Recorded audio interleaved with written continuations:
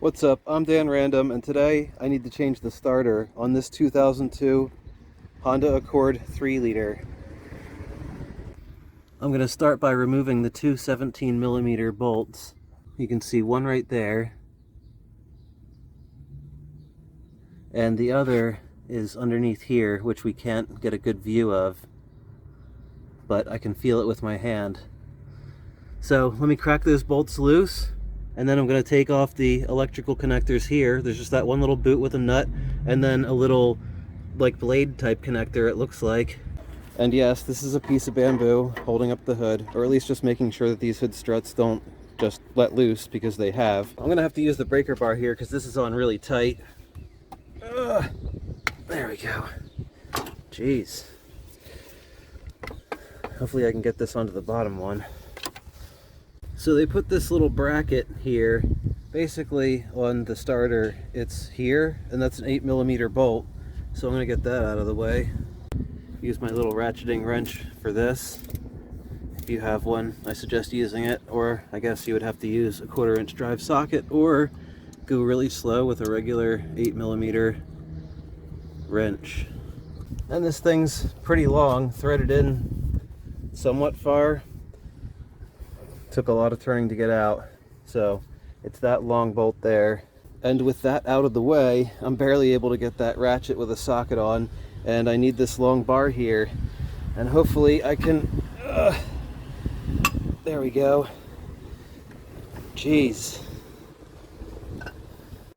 Using a power tool, I was able to back that out a bit. Now to get the bottom bolt, it'll probably be easiest for me to go underneath the car and get it from right under here. So here's the bottom bolt, which I'm going to attempt to get to with the power tool next. I'm pretty sure I can just feed it straight up here and get it onto the bolt.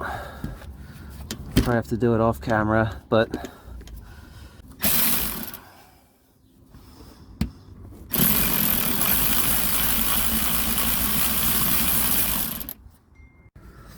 so if you can manage to pop this guy off with a flathead, do that. Maybe pliers, I'm not sure. I managed to get it with the flathead here. Now I probably should have done this before, but before you actually go to get to the electrical connectors, disconnect the negative terminal on the battery. Okay, electrical is disconnected. Now I just need to pull this top bolt out, pull the starter out itself. Take note that the bottom bolt is long and the top bolt is short. So I don't think I'm going to put this bracket back on because the plastic's broken anyway, and it was in the way, so it'll be in the way for me to get that bottom bolt back on. So this starter will not be getting this little bracket. So now with the old starter out, time to get the new one in position. Alright, got it in position, got it hanging by that top little bolt. So let's get it tight now. Now leave it a tiny bit loose, just in case this other bolt doesn't find its hole perfectly, and we'll tighten them after.